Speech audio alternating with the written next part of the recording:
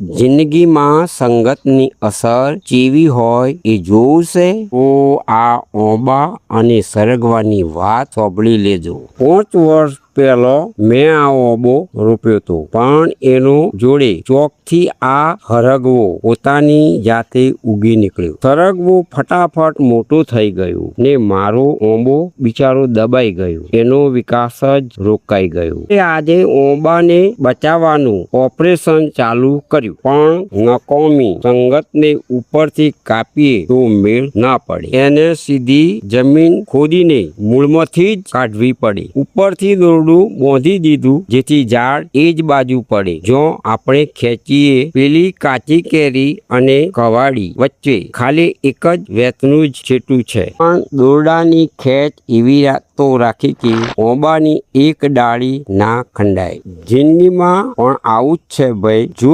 નકામા માણસનો સંગત રાખી તો એ તમારો શ્વાસ રૂંધી નાખશે। સાચી વસ્તુને બચાવવા ખોટી સંગતને આમ મૂળમાંથી જ કાપવી પડે। વાત સાચી લાગી હોય તો શેર કરજો। આવા ને આવા વિડીયો રોજ જોવા હોય તો ફોલો કરી દેજો। જય માતાજી।